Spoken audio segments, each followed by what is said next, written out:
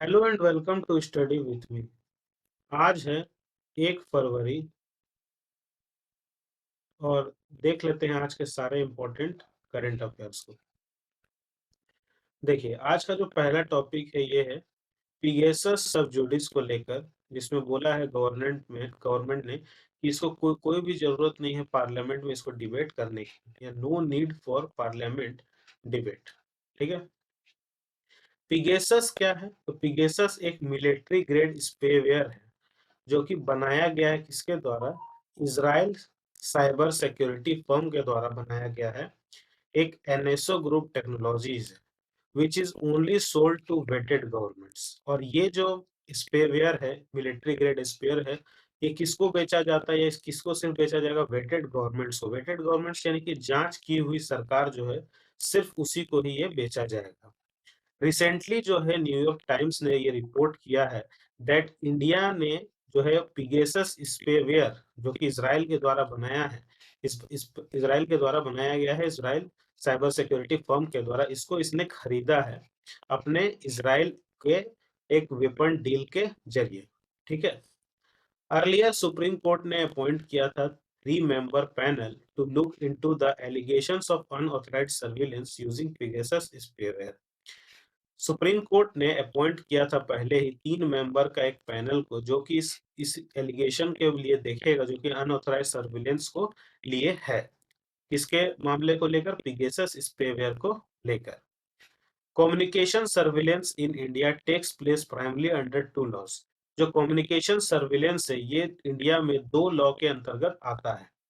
पहला जो है ये टेलीग्राफ एक्ट 1885 के अंतर्गत आता है, और दूसरा जो है इंफॉर्मेशन टेक्नोलॉजी एक्ट 2000 के अंदर ये आता है।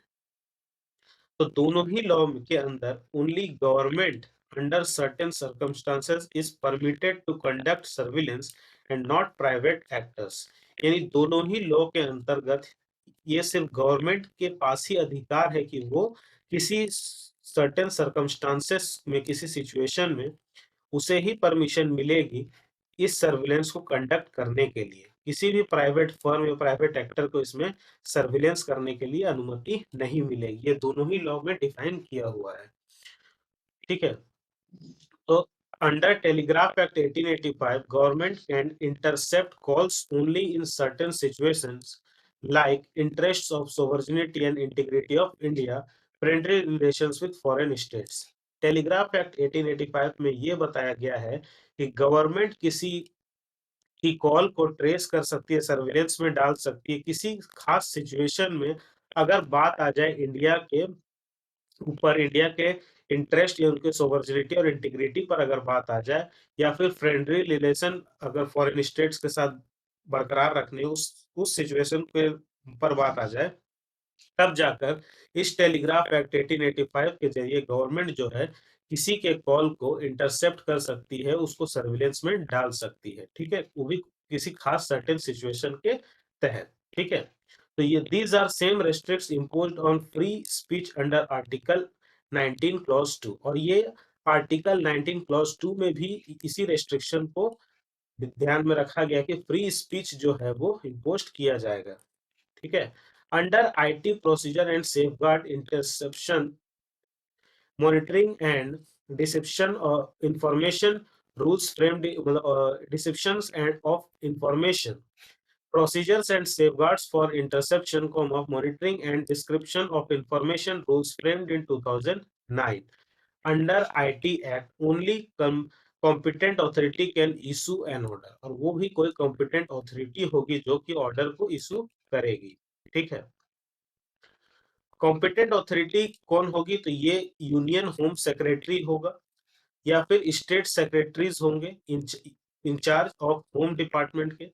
ये सारे जो कॉम्पिटेंट ऑथोरिटी है इनके द्वारा ही ऑर्डर को इशू किया जाएगा, तब जाकर आप सर्विलेंस में डाल सकते हैं। ठीक है। अर्लियर जो है public union for civil liberties versus union of India का जो केस आया था 1996 में, सुप्रीम कोर्ट और also laid down certain guidelines for interception. यानी इंटरसेप्शंस को लेकर उस समय भी सुप्रीम कोर्ट ने कुछ गाइडलाइंस को इशू किया था। ठीक है। तो आई होप आपको ये वाला टॉपिक बहुत अच्छे से क्लियर हो गया होगा। बढ़ते हैं आज के हमारे नेक्स्ट टॉपिक की ओर। जो कि है इकोनॉमिक सर्वे को लेकर। Economic survey pitches for promoting use of alternative fertilisers, यानी इकोनॉमिक सर्वे में ये बोला गया कि प्रमोट करने की जरूरत है अल्टरनेटिव फर्टिलाइजर्स को यूज करने को लेकर। क्या है देख लेते हैं। सर्वे ने रिकमेंड किया है कि यूज करने की जरूरत है हमें अल्टरनेटिव फर्टिलाइजर्स की को, जैसे कि nano urea along with organic fertilisers, यानी नैनो यूरिया का इस्तेमाल किया जाए और ऑर्गेनिक फर्टिलाइजर्स का इस्तेमाल किया जाए। दैट जो कि हमारे जो मिट्टी है यानी सॉइल है उसको बचाएगा, and more productive and contribute to higher nutrient use efficiency, जो कि हमारी प्रोडक्टिविटी को भी बढ़ाएगा और कंट्रीब्यूशन देगा हायर न्यूट्रिएंट्स को यूज एफिशिएंसी। ठीक है, यानी ज्यादा न्यूट्रिएंट वाले जो फूड्स है वो हमें अवेलेबल हो पाएंगे और सॉइल भी इससे प्रोटेक्ट हो पाएगा, क्योंकि ज्यादा मात्रा में जो फर्टिलाइजर्स यूज हो रहे हैं आज के दौर में, उससे जो है वो सॉइल की प्रोटेक्शन को भी नुकसान पहुंच रहा है, उसकी प्रोडक्टिविटी भी कम हो रही है और लेस न्यूट्रिएंट्स वाले फूड हमें अवेलेबल हो रहे हैं। ठीक है, तो इसलिए अल्टरनेटिव फर्टिलाइजर्स को यूज करने की प्रोमोट करने की बात कर रहा है इस इकोनॉमिक सर्वे में। अदर कुछ रिकमेंडेशन दिए गए सर्वे के द्वारा कि यूज ऑफ न्यू टेक्नोलॉजी, जैसे नए टेक्नोलॉजी का इस्तेमाल करना होगा हमें फार्मिंग में, जैसे कि including drones and artificial intelligence based decision support systems, reduction in use of chemical fertilisers, यानी जो केमिकल फर्टिलाइजर्स वगैरह यूज हो रहे हैं उसको कम करना होगा और नेचुरल फार्मिंग में ज्यादा फोकस करना होगा या ध्यान देना होगा। Use of low cost organic inputs, जो लो कॉस्ट ऑर्गेनिक इनपुट्स है उसको यूज करना होगा और सपोर्टिंग स्टार्टअप्स फॉर इनोवेशन, और कुछ स्टार्टअप्स को सपोर्ट करना होगा ताकि इसमें इनोवेशन आ सके और ज्यादा इसमें नए नए खोज आ सके। ठीक है, the government is making available fertilizers to farmer at subsidized price through fertilizer manufacturers और importers, यानी गवर्नमेंट जो है वो फर्टिलाइजर्स को फार्मर को एक सब्सिडाइज्ड प्राइस में यानी कि कम पैसे में उपलब्ध करा रही है मैन्युफैक्चरर से और इंपोर्टर से। ठीक है, ताकि फार्मर्स को हेल्प हो सके। while urea is being provided at a statutory notified maximum retail price for phosphate and potash fertilizer, this is a nutrient based subsidy scheme, ये जो है ये न्यूट्रिएंट बेस्ड सब्सिडी स्कीम के तहत ये सारे चीजें जो है वो उपलब्ध कराई जा रही है। ठीक है, issue with excess use of fertiliser, excess use of fertiliser से क्या इशू आ रहे हैं कि हाई सब्सिडी बर्डन जो है, as India spends about 1 lakh crore on fertiliser subsidy, India ने अब तक 1 लाख करोड़ फर्टिलाइजर सब्सिडी में निवेश स्पेंड कर चुका है। ठीक है, multi multi nutrient deficiencies and deterioration of soil है, यानी सॉइल का जो इस इतने ज्यादा जो फर्टिलाइजर्स वगैरह यूज हो रहे हैं तो क्या हो रहा है, इससे सॉइल के हेल्थ को असर पड़ रहा है, उसकी जो डेफिशिएंसी है और डेटोरेशन है वो कम हो रहा है। ठीक है, उस पर असर हो रहा है।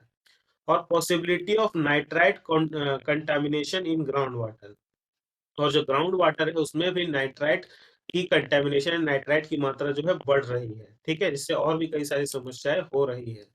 measures taken by government for making subsidy regime more efficient, तो कई सारे गवर्नमेंट के द्वारा सब्सिडी रेजिम जो है वो चलाए जा रहे हैं ताकि इसको ज्यादा से ज्यादा एफिशिएंट किया जा सके, जैसे new urea policy 2015, production of neem coated urea.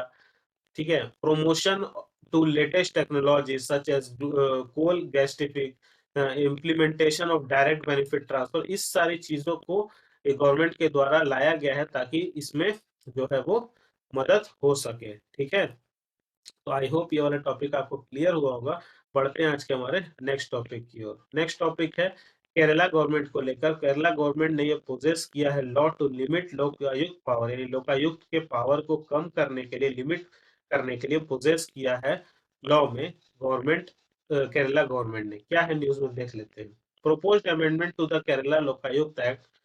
ठीक है, और केरला लोकायुक्त एक्ट में अमेंडमेंट किया गया, प्रपोज किया गया अमेंडमेंट करने के लिए, will give government powers to either accept or reject verdict of Lokayukta, यानी कि गवर्नमेंट के पास ये पावर होनी चाहिए कि वो आइदर इसे एक्सेप्ट करे या फिर रिजेक्ट कर दे अगर लोकायुक्त ने कुछ वर्डिक्ट दिया है उसको, after giving an opportunity of being heard. ठीक है, अपॉर्चुनिटी दिया जाएगा इसको सुनने के लिए, लेकिन गवर्नमेंट के पास ये पावर होगी कि वो उसके वर्डिक्ट को या आइदर एक्सेप्ट करे या फिर रिजेक्ट करे।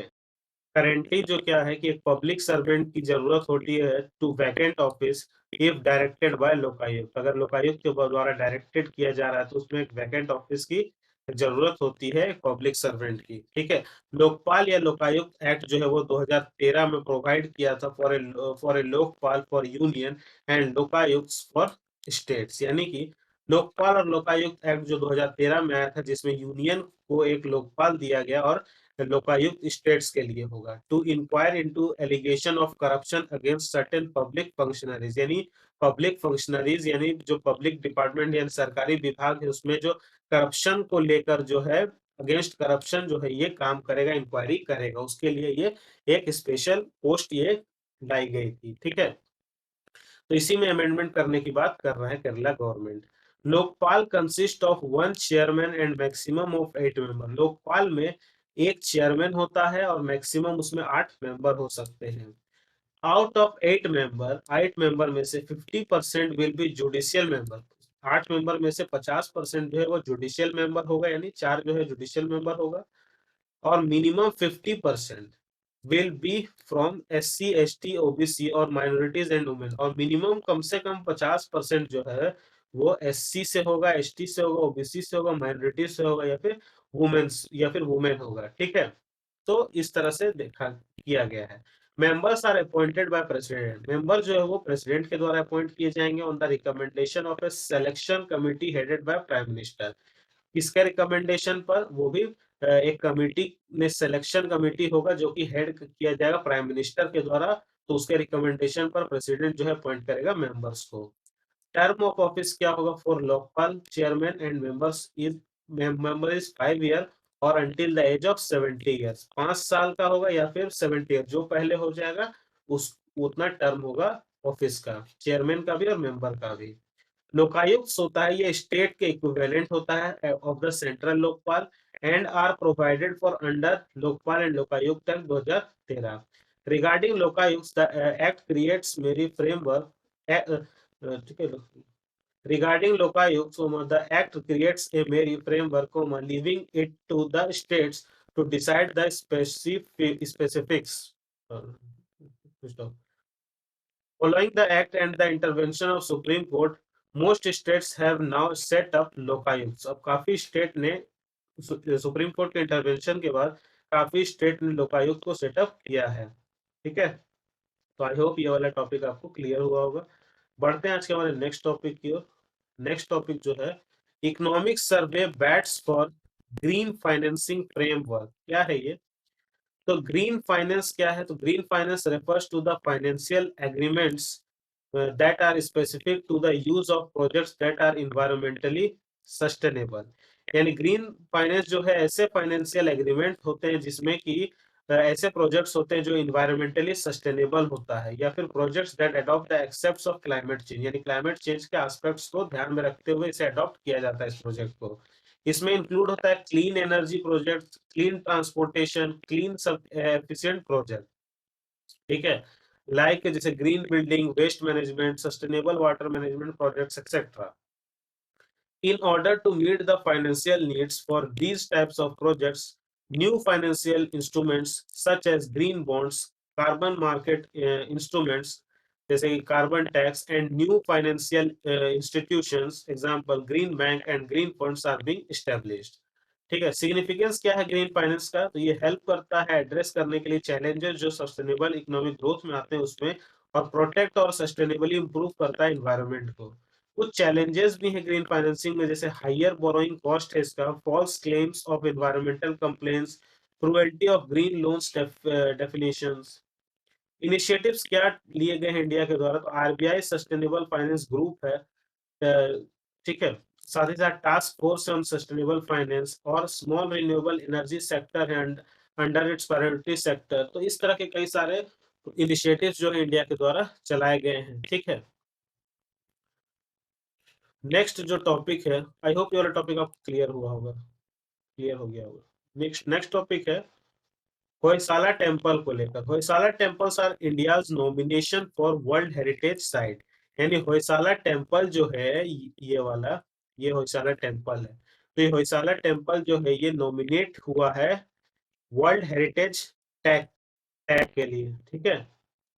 Scared assembles of the Hoysala, famed Hoysala temples of Belur, कहाँ पे है? बेलूर में है। हेलेबिड एंड सोमनाथपुर कर्नाटका में। हैज बीन फाइनलाइज्ड एज, ये फाइनलाइज किया गया है as India's nomination for contribution as world heritage for 2022-23। World heritage 2022-23 के लिए नॉमिनेशन में गया है। दीज प्रोटेक्टेड मॉन्यूमेंट्स, ये जो प्रोटेक्टेड मॉन्यूमेंट्स है ये यूनेस्को के टेंटेटिव लिस्ट में है 2014 से, ठीक है।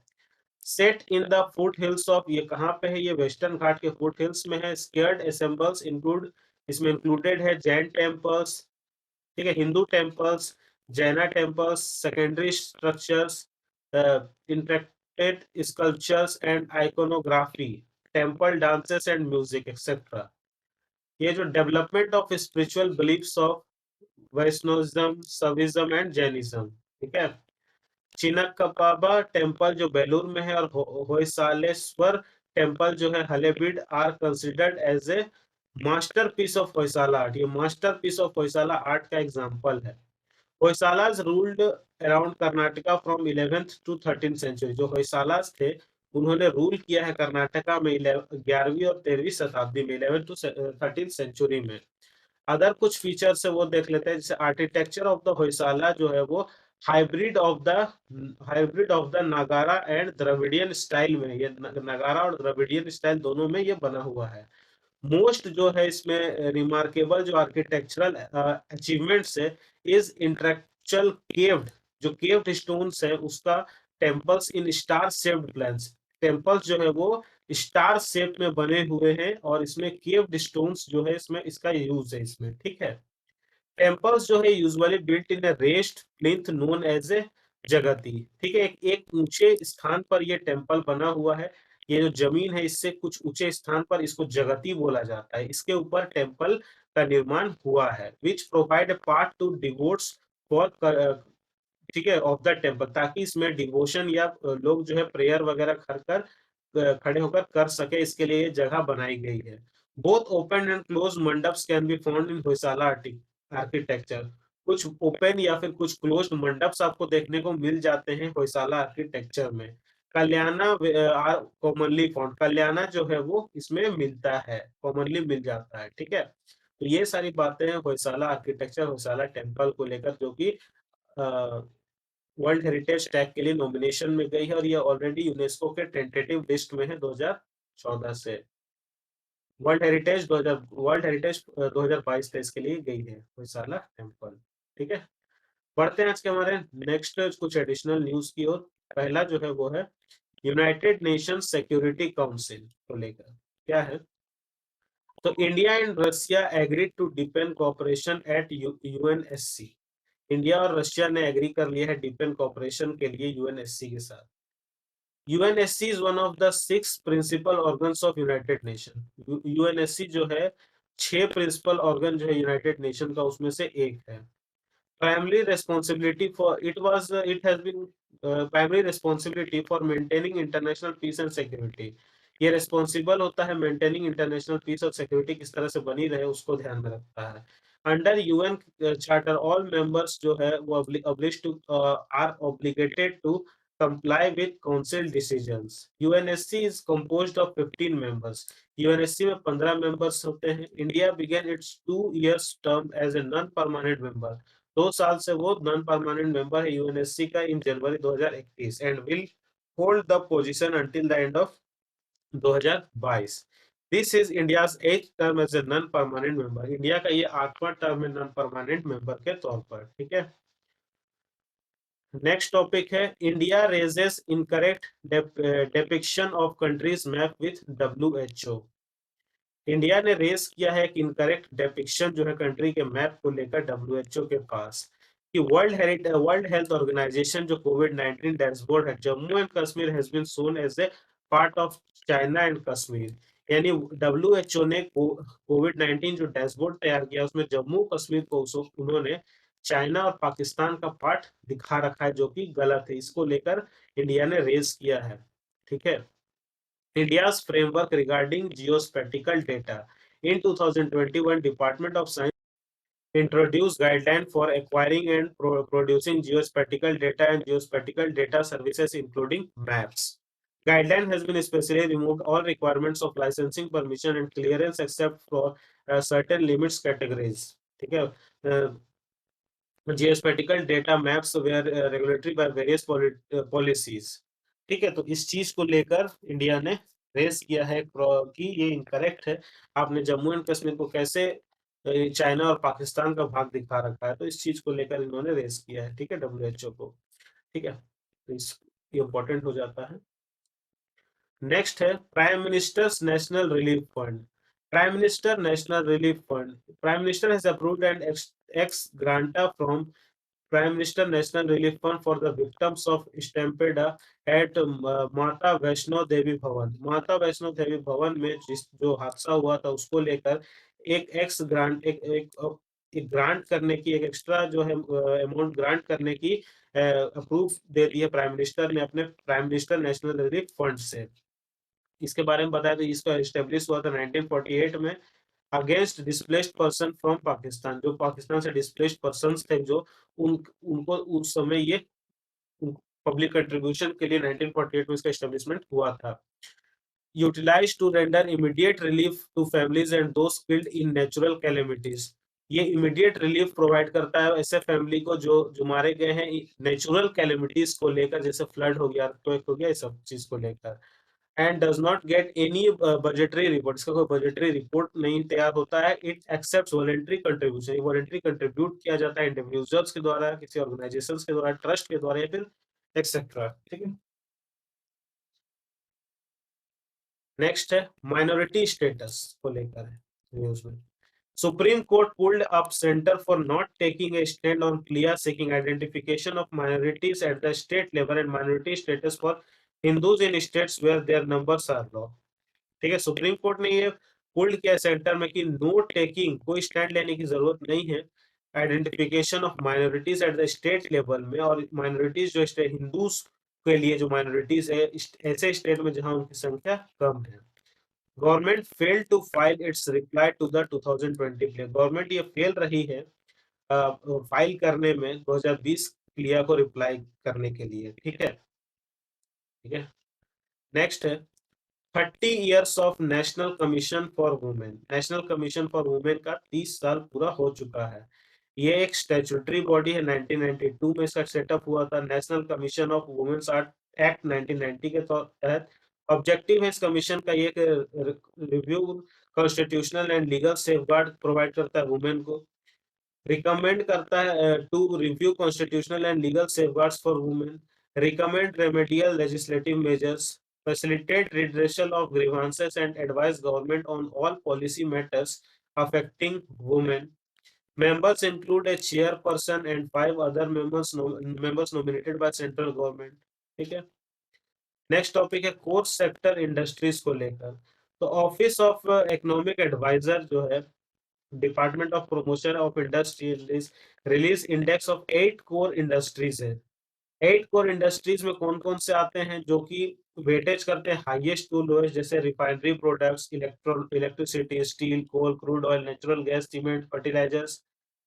और ये जो अकाउंट करते हैं 40% के आसपास वेट रखते हैं include in the index of industrial production को लेकर।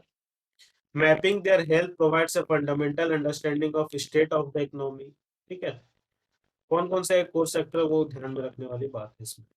नेक्स्ट है UG release higher education framework rule. UGC release higher education framework. ठीक है, क्या है, university grant commission release a draft national higher education qualification framework। Draft framework was released as a part of the national education policy 2020, set up certain parameters of assessments for students in higher education uh, it is various level। UGC listed as a range of learning outcomes from job readiness to entrepreneurship mindset, understanding of ethical and constitutional value to access students at different levels। ठीक है, next topic It also fixes the number of credits required to clear the different levels of the 4-year program, postgraduate degrees and doctoral degrees. ठीक है.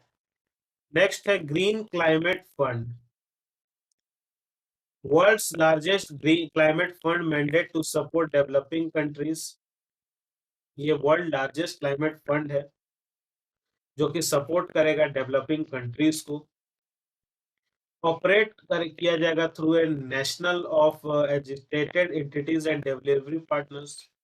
Mandate has been invest to invest 50% of its resources to mitigation and 50% to adaptation. Half of its adaptation resources in the most climate vulnerable countries. Okay. Next है technology development board. Technology development board क्या है?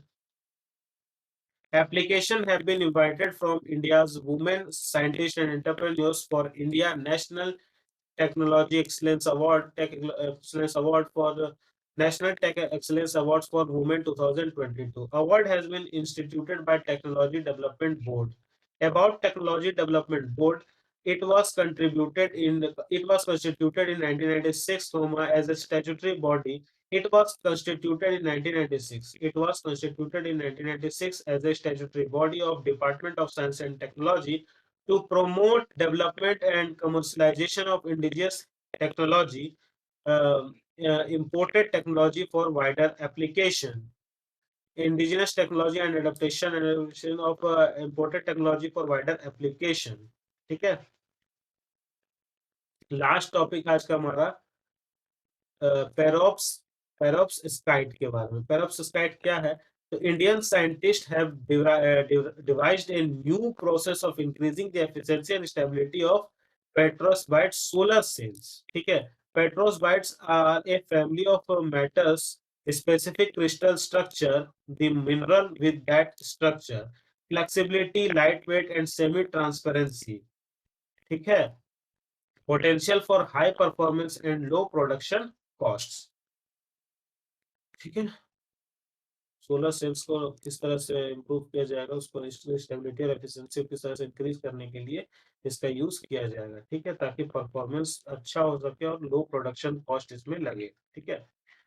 तो I hope आज का current affairs का जो series था वो पसंद आया होगा. और वीडियो पसंद आता है तो वीडियो को लाइक करिए, इसको शेयर करिए, ज्यादा से ज्यादा सब्सक्राइब करिए और सब्सक्राइब करने के साथ साथ बेल आइकन को जरूर दबाइए ताकि हर वीडियो की नोटिफिकेशन आप तक सबसे पहले मिल सके, हो सके. मिलता हूं आपसे नेक्स्ट लेक्चर में. तब तक के लिए जय हिंद.